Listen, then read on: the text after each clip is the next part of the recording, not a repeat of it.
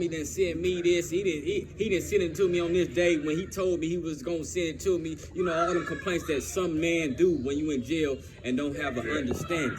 Let me tell you something. I got cousins in prison, uncles in prison with life. They done hit me several times and send them shit. And of course I done told them, yeah, I got you. But when my mafias get tight, I gotta consider my rent, my bills, all that shit.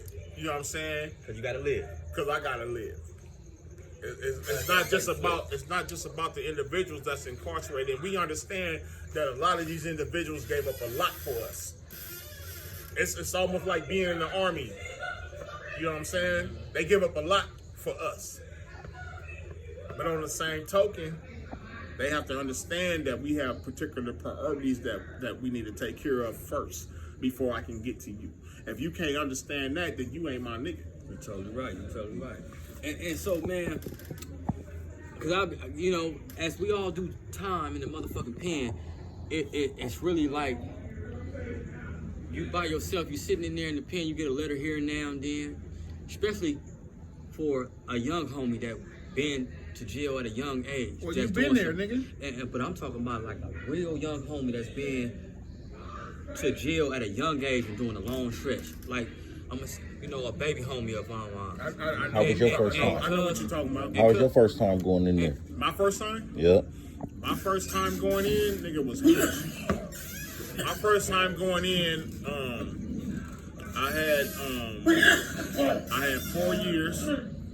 My first time going in, I had 4 years. I passed up on going to YA and TS. I was 18. And well, as far as going to the pen goes, I had been in and out of jail already before that.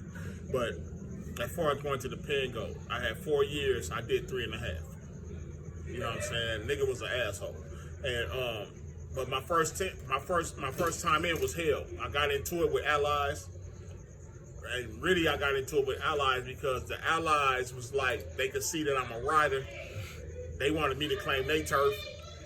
And I was the only nigga from my turf on the yard at the time. The only one from my turf on the yard. And they wanted me to claim their turf. They was turning other people out to claim their turf. That was from enemy turfs in there. You know what I'm saying? And I wouldn't turn. So we had problems the whole time. I beat up like 4 of them. They tried to jump me and I beat them all up. Squabbles. If a nigga see my face right now and say I didn't beat him up, that was involved in that, he a motherfucking lie. He lying. I beat him up in a classroom in Tracy. Hey, and the cold part, you hear so many stories about how niggas got their squabs on in this prison, niggas got their squabs on in that prison. When you had a factor homie die in the pen, I mean, have you ever heard, you did a long stretch in the pen. Yeah. And so, you had to have homies that died in the pen. Not from the turf, though. Look, all right, let's say you got homies that died while you was out. While they was out and you was in. Yeah. And with certain enemies that was on the yard. Well, that actually happened. Big Psycho got killed. I was in Mill Creek, and the truth of the matter is, an enemy is who told me Big Psycho was dead. A nigga from 111 came up to me and told me, like, Monster, your homeboy got killed. He was thrown out the car on the freeway. And I was like, what the fuck? And he was like, yeah, you know Don Lee? And I was like, yeah, that's Big Psycho. And he was like, yeah, cuz got thrown out the car on the freeway going to San Bernardino. And I was like, hell no. He was like, yeah, they say he was shermed up, whoop-de-whoop. And I was like, hell no, because me and cuz used to be shermed up. And he ain't never coming from Compton, when he used to come pick me up in Compton, get on the freeway and come to San Bernardino and go to Little Africa, shermed up. Yeah. He ain't never jumped out of the car. Fuck, you gonna jump out of the car now? So I know somebody threw my nigga out the car. And then, there's some other shit behind it. I don't want to get into it in this interview that I know about, but that was my loc.